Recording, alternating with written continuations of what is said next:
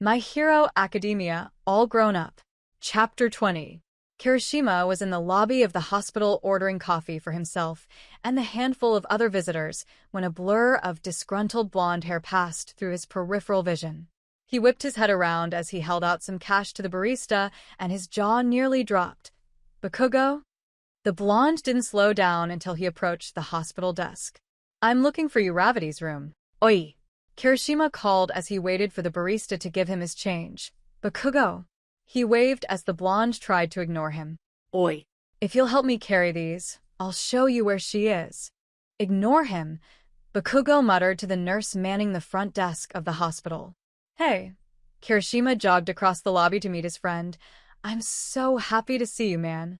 He clapped Bakugou on the back and grinned. Everyone's upstairs. Wanna just tag along with me? Bakugou grimaced at the cheerful attitude from Kirishima. The fuck are you so hyped about? You. Kirishima gestured to the blonde. You're here. I honestly didn't think you'd show up.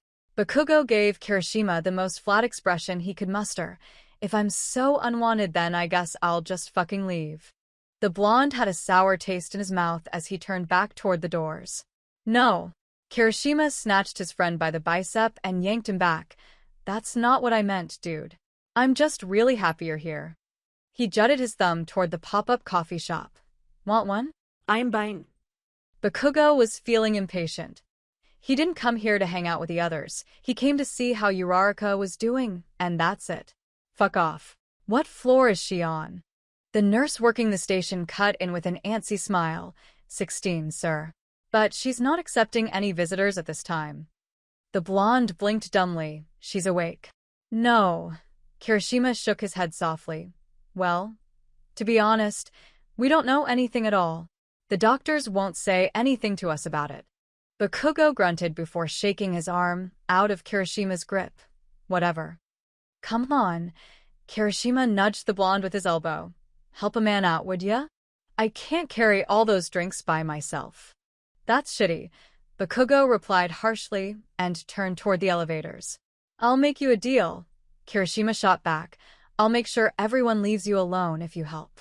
Bakugou's ears perked a little and he stopped. It was a tempting offer. Fuck, he breathed and turned back to his nuisance of a friend. Hurry the fuck up, Kirishima. Kirishima couldn't stop the gentle grin on his lips. Bakugou seemed normalish. It was refreshing to see the blonde's regular scowl and to hear the F word used in its typical Bakugou context.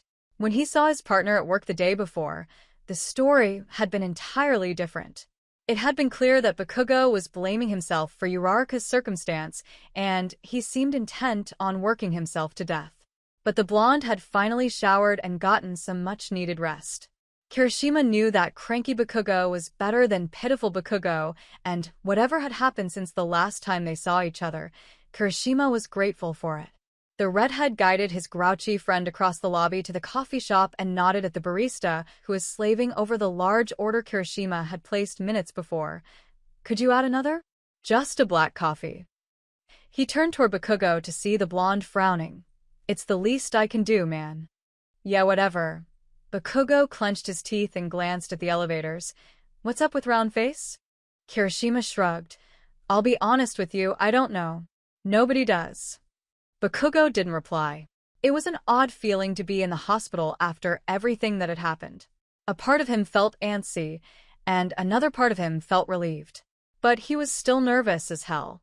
He didn't know what he was supposed to do. Sit around and wait? His chest twisted painfully as he pictured Uraraka in a hospital bed, fighting for her life. He briefly wondered if he should have brought something for her. I'm just glad you're here. Kirishima nodded a thanks to the barista as she offered him the first set of coffees in a cup holder.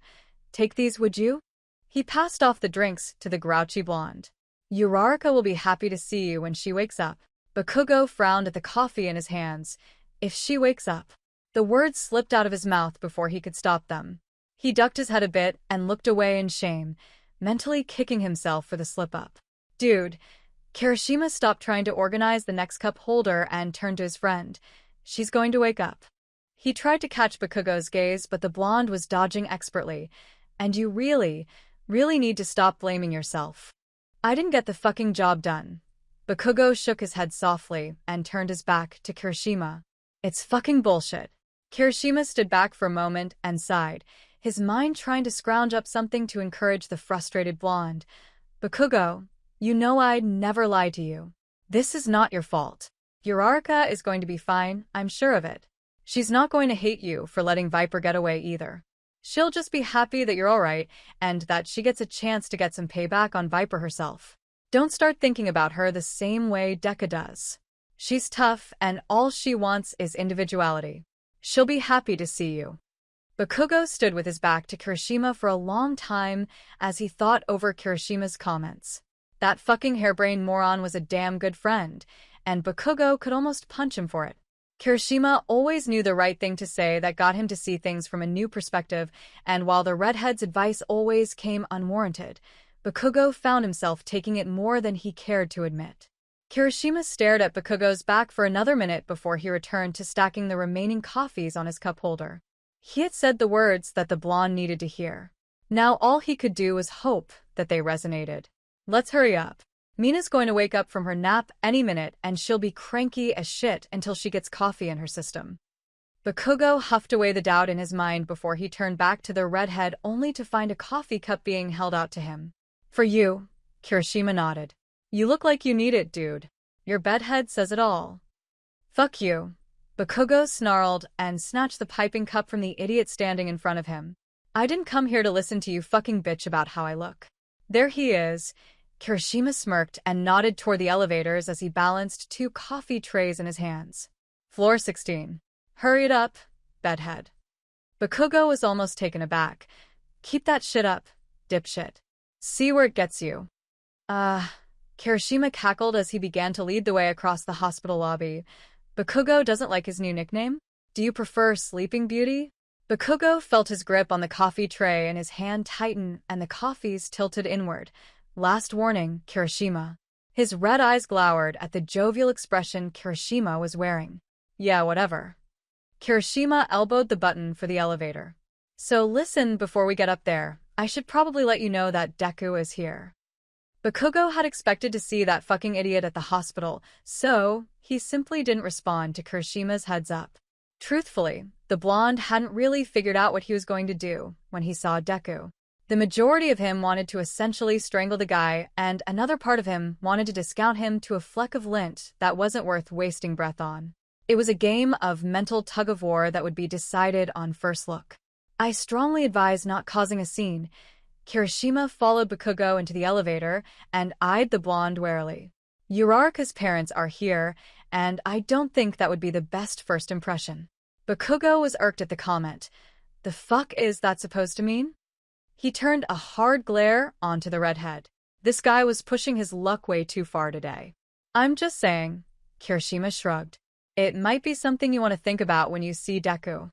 Bakugou opened his mouth to demand that his friend clarify his statement, but the door to the elevators reopened to a quiet hospital floor. We're here. Kirishima grinned and nudged Bakugou forward. We're down the hall, and to the left. Bakugou closed his mouth and tossed Kirishima a short glare before exiting the elevator and making his way down the hall. When he rounded the corner, he came on a large waiting room. It was dotted with people he knew. Mina was pouting in a chair in the corner. Ajui and Toru were playing cards on one of the coffee tables. Jairu and Yaoyorozu were talking with Kaminari near the nurse's station, and Deku was sitting with his knees to his chest in the last chair across the room. The blonde's eyes narrowed when he saw the one-for-all user sitting with his chin resting on his knees. His hand tightened around his cup of black coffee hard enough for the top to pop off and for the cup to cave in, sending hot coffee everywhere. The entire room looked with surprised expressions to see the blonde standing with dark brown driblets running down his arm and dripping from his clenched fist. His teeth were clashed together, and his eyes seemed to promise death as he stared at the man sitting across the room. Kaken. Deka's eyes fell on him and the green-haired man let his feet drop to the floor. You're here. Bakugou shook in place as he stared into the tired eyes of his oldest rival, his intuition telling him to berate Deku for being a piece of shit, but the practical part of his mind told him to back off completely. The blonde tore his eyes away and shook his head hard. He couldn't confront Deku like this. He was here for Uraraka. Deku would have to wait, and Bakugou would have to pretend that the pitiful moron wasn't there. For Uraraka's sake. Kirishima awkwardly cleared his throat and went around Bakugou to go further into the room. We brought coffee. He placed the trays down and plucked one coffee out to hand to Mina. This one is for you, Grouchy. Mina's eyes flicked to the coffee and she frowned back at Kirishima. You're calling me Grouchy? Do you see the guy that you brought with you? She crossed her arms and skewered her mouth into a pout. He needs it more than I do. Trust me. Kirishima chuckled nervously and pressed the coffee cup closer to her. You definitely need this. Mina glowered at him but snatched the coffee away. You know me too well, jerk. Kirishima retreated from the ominous Pinkette before hurrying back toward the blonde. He gently pulled the tray away, saving it from Bakugou's inevitable destruction, and leaned in closer to his friend. Dude, you're making everyone nervous. I don't fucking care.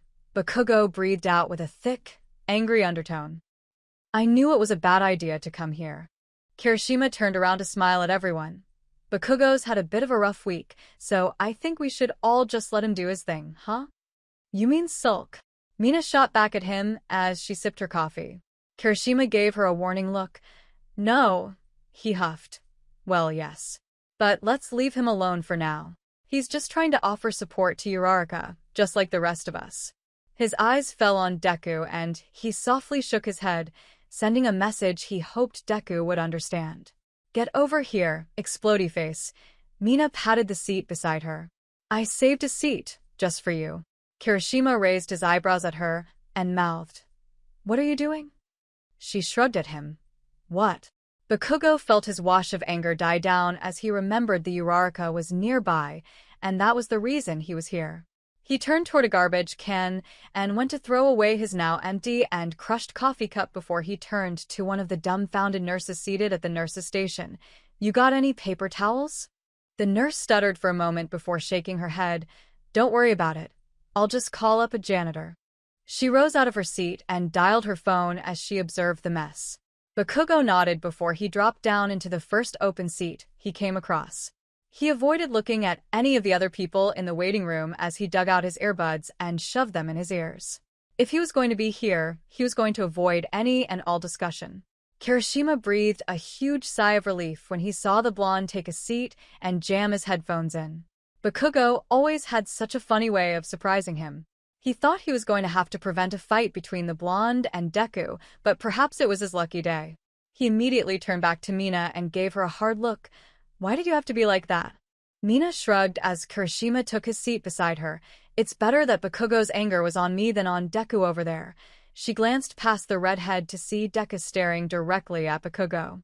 But you're going to have to tell me how you convinced Explosion Kill King to actually show up. Kirishima cocked his head at Mina and frowned. I didn't do anything. I haven't seen him since yesterday. I don't know why he suddenly decided to show up. He looked over at the scowling blonde.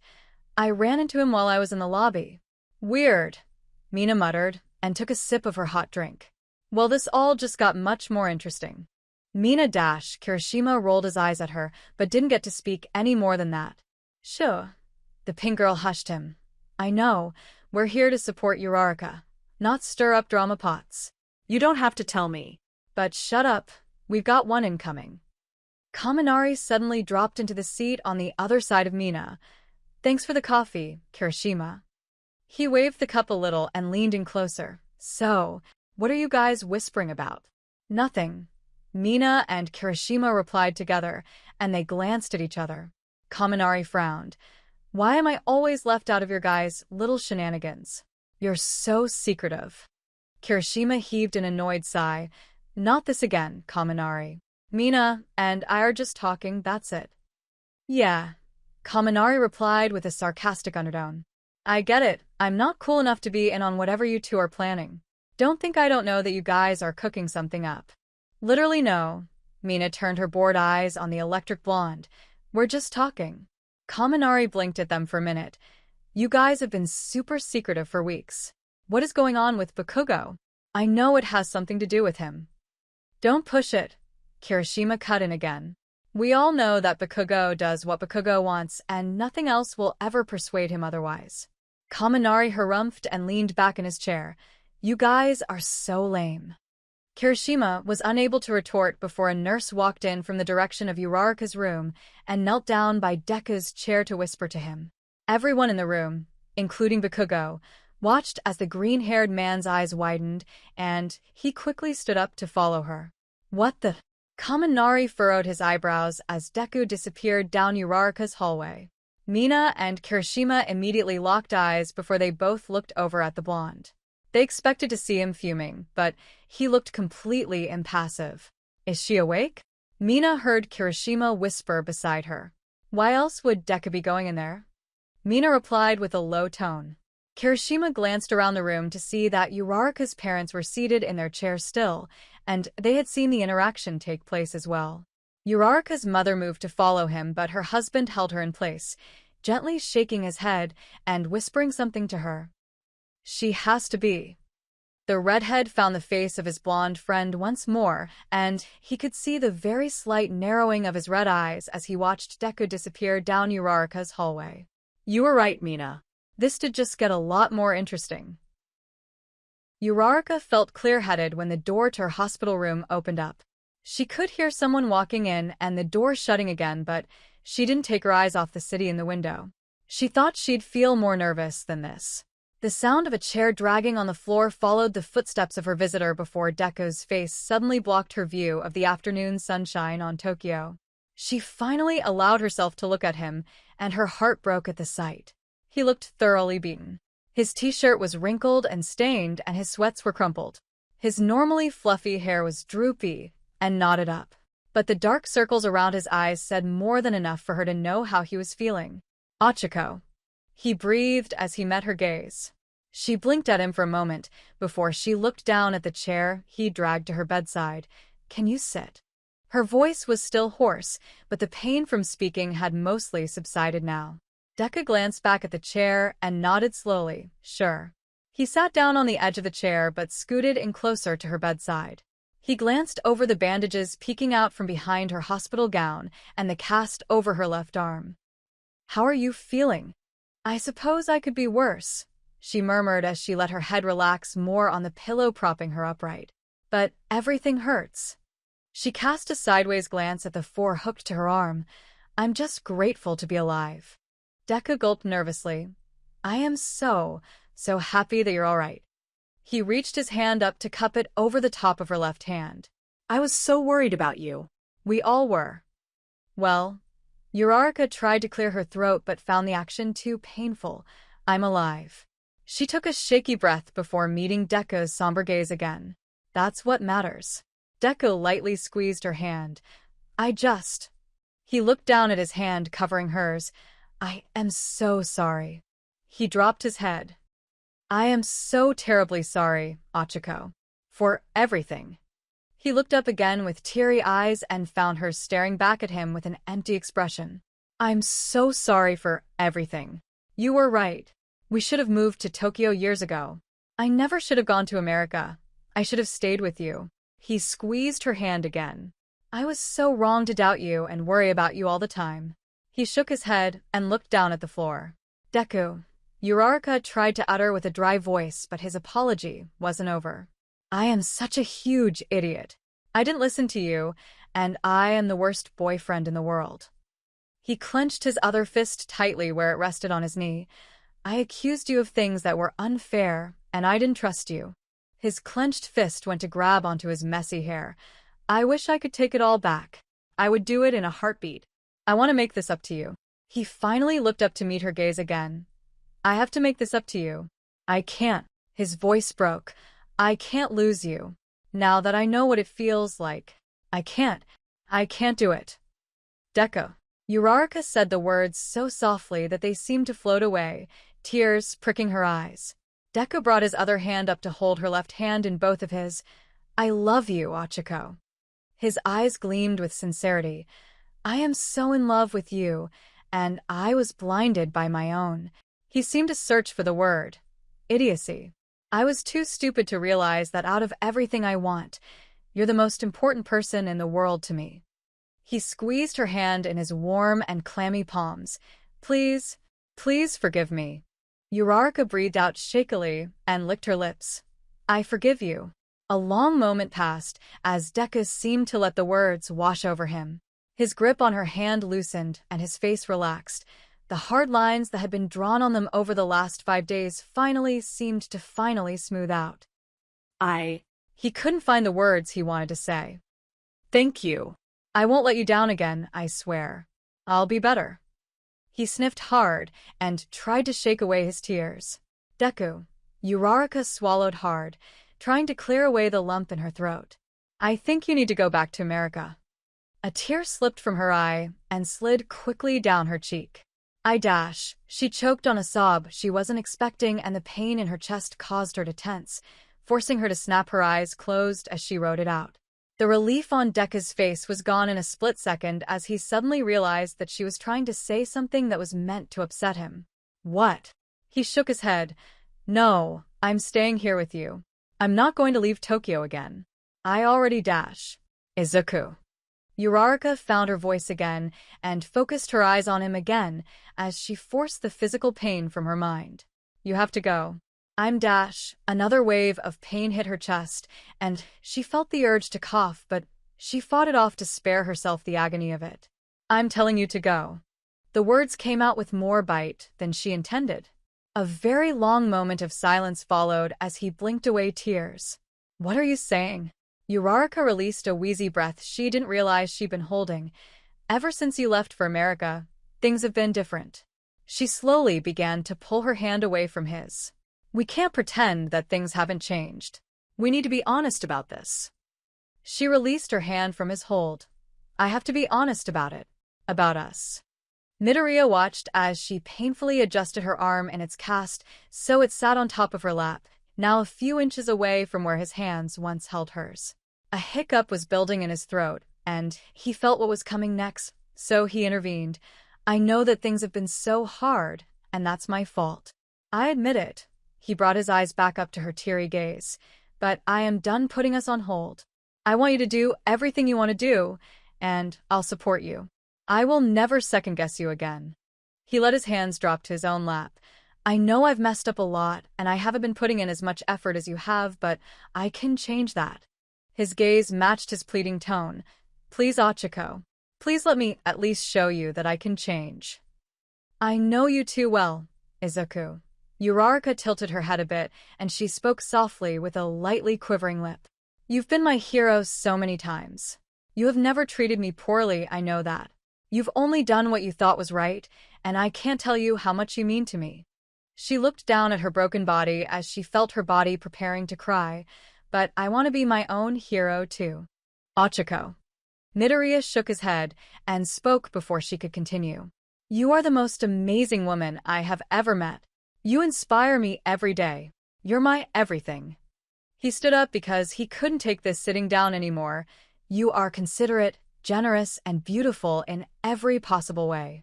He moved to stand directly beside her. I have fallen in love with you over and over again. Please. He placed his fingertips on the edge of the mattress and bowed his head solemnly. Please don't do this. I love you. Uraraka felt tears drip down her face, but she didn't care about them. She reached her good arm across her body and placed her hand over the top of his. Izuku. She coaxed his bleary eyes out from behind his hair. I will always hold a special place in my heart for you. For us. She grit her teeth as she felt a sob in her chest, but she blubbered for a beat as she tried to get the words out of her mouth. I think it's time that you go back to America. Her words hit him hard, and he immediately broke down. He slowly dropped his knees to the floor and rested his arms on the mattress to hide his face as he cried. Kachako, please. Uraraka couldn't stop the tears from falling either, and all she could do was knot her fingers in his hair comfortingly. I am so sorry. They stayed like that for a long time, her fingers in his hair and his entire body trembling with grief as they cried together. Both silently reminiscing on their happiest moments together, and the taste of their tears only grew more bittersweet as they felt the other's pain. It felt like hours had passed before Deku reached up to his hair to retrieve her hand and grip it tightly in his. He lifted his head to look at her through his teary eyes, and he sniffed his stuffy nose. So that's it then? After everything, you want to call it quits?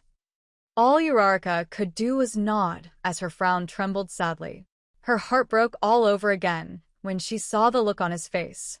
Izuku Midoriya was an amazing man, and she knew that. She'd shared so much of her life with him up to this point, but she couldn't argue with her heart any longer. She wasn't happy with him anymore. She wanted more out of her life, and if that meant that she had to go at life alone, then she needed to do it. Despite how much she repeated that sentiment in her mind, it still didn't make her feel like any less of a horrible person for breaking this man's heart and hating herself a little for doing it. It's over. A fresh wave of tears sprouted from Midoriya's eyes as he shakily got to his feet. I just want you to know something. He looked down at his hands as he played with her fingers gently. No matter what happens after today. He gulped and tried to speak with an even tone. Even if we never see each other again. He brought his gaze back up to meet hers. I will never stop trying to win you back, Kachako. He gripped her fingers tightly. I will always love you. No one will ever hope to match you. Kachako finally let loose the sob she'd been painfully holding in her chest. The excruciating pain didn't even register with her. The pain in her heart won out. I love you too. She gripped his hand in return. And I'm sorry, Izuku. I'm so sorry. You don't have to say it. He slowly placed her hand down on the mattress. I know that you don't love me the same way anymore. He let her go and took a small step forward. But maybe one day, I can change your mind. He leaned over the bed and pressed his lips against her forehead in the gentlest possible way. I'll be your hero whenever you need me. He held his lips to her head for a long moment, letting his shaking hand brush the hair on the side of her head gently before he stood back, nodded one last time at her, and turned to leave. Goodbye, Kachako. He reached the door and glanced back at her. Goodbye, Izuku. She sputtered back weakly, and she watched as he stared at her for a few more seconds before leaving the room and shutting the door behind him. The moment the door clicked shut, she wept. Her chest hurt horribly, but she couldn't stop the sobs. She brought her good hand up to her face to wipe away the heavy tears and the snot from her nose, but no matter how many times she tried, they never dried. Her heart seemed to break over and over again as she grappled with the reality of what she had just done. It felt like the loneliest day of her life, and when her gaze went back to the window, she found no more hope or joy in the view. It seemed so bleak and gray.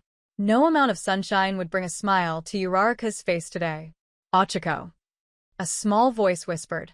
She turned to see the door had been cracked open, and a fresh wave of tears burst from her eyes when she saw who her new visitor was.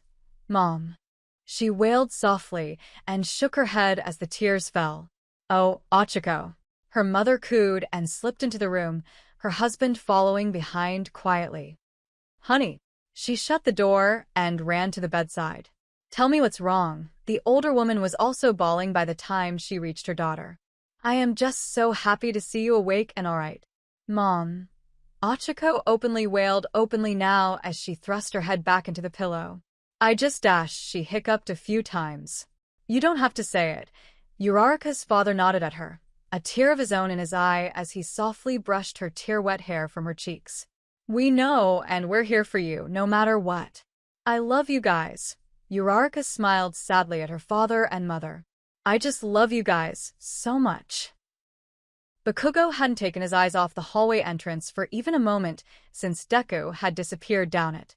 Uraraka's parents were hovering around the same area, and they anxiously glanced down the hallway many times.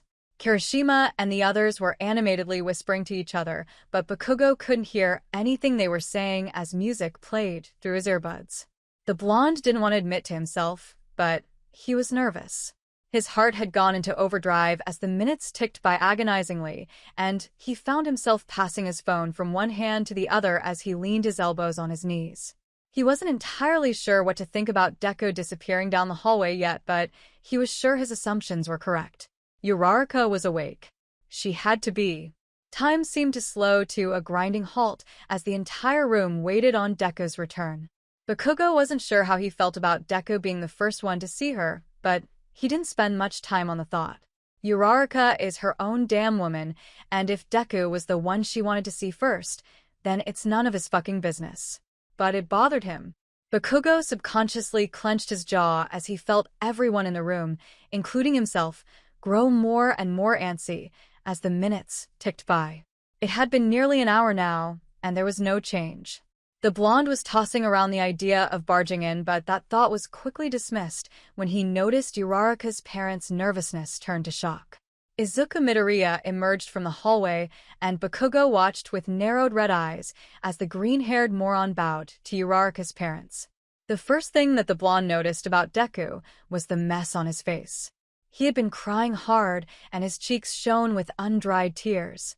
Bakugou's normally impassive expression almost changed to one of interest, but he caught himself before that mistake could be made. Deku held his bow for a considerably long moment, saying words that Bakugou couldn't hear. When he stood upright, Uraraka's father reached a hand out, and Deku took it with a pathetic nod. The older man said something that was clearly meant to be encouraging before they slowly departed and entered the hallway, leaving Deku to stand alone in front of a nurse's station. Every one of Deku's former classmates' eyes were on him now, Bakugou's included. They all waited to see what would happen, and for a very long moment, nothing did. It took quite a while for Deku to move again, and he slowly turned toward the nearest wall. There was a crackle of green lighting as the All-for-One user made a move to punch the wall but stopped himself at the last moment, his fist hovering a breath away from the hospital wall. The entire room was silent as they watched Deku's moment of weakness. In that moment, everyone understood what had transpired. Uraraka had broken things off with him, and nobody knew how to help or approach the broken-hearted man standing in the waiting room. But Bakugou had no intention of comforting him. In fact, the blonde couldn't bring himself to pity the fucking bastard. In his mind, Deku had that coming for months. However, that didn't make watching Deku come unglued satisfying in any context. It was strange for Bakugou to see the normally smiley and composed man he'd known since his childhood lose his cool. Midoriya faced the wall for a while. His fist quivered helplessly as it hung in the air. A noisy song occupied Bakugou's ears, but the imagination of Deku's sniffles were almost enough to drown out the sounds playing in his earbuds. Bakugou was almost ready to relax and let it go when Deku spun around and looked directly at the blonde. Bakugou felt a spike of confusion as the green-haired man walked his way. He didn't bother removing the earbuds until Deku was standing directly in front of him, his watery eyes looking down at the blonde. The fuck dash, Bakugou began with a flat tone, but he didn't get the chance to finish before Deku interrupted. Can I talk to you? He glanced at the spectators around the room. In private. Outside. The blonde sat back in his chair and gave the All-for-One user an impassive expression, but his red eyes gave him away. They sent a warning to the other man that was requesting an audience. Bakugou wouldn't lie, he was mildly curious what the other man wanted. I'm a little busy right now. He lifted one of the earbuds back to his ears. I'm not messing around, Kakken. Deku moved his hand with lightning speed to knock Bakugou's earbud out of his grip. You owe me at least one conversation. The look in Deku's eyes matched the warning in Bakugou's now. Bakugou met that gaze and held it as he evaluated the other man's emotional state. There were a lot of ways this conversation could go, and none of them were good. However, if Bakugou knew anything about Deku, it was not to fuck with him when he was emotional. Fuck. Bakugou grumbled half incoherently. Fine. He stood up and gruffly shoved his way past Deku. Make it quick. I got better things to do. Deku followed the blonde to the elevators, and the two men rode in silence down to the lobby. When they finally exited the building, Deku took the lead and went off to the side of the hospital, out of the view of the people coming and going. Bakugou tucked his hands in his pockets and leaned up against the side of the building. When he finally lifted his bored red eyes to the emotional mess of a man that had called him out there, he noticed that Deku was hardly keeping it together anymore. So, Deku. He spat the name with the necessary disdain it usually held. What do you want? So that's it for today. If you liked the video, leave a like, subscribe, and activate the notification bell. And if you want to contribute to the entire story being illustrated, just read the information in the description below.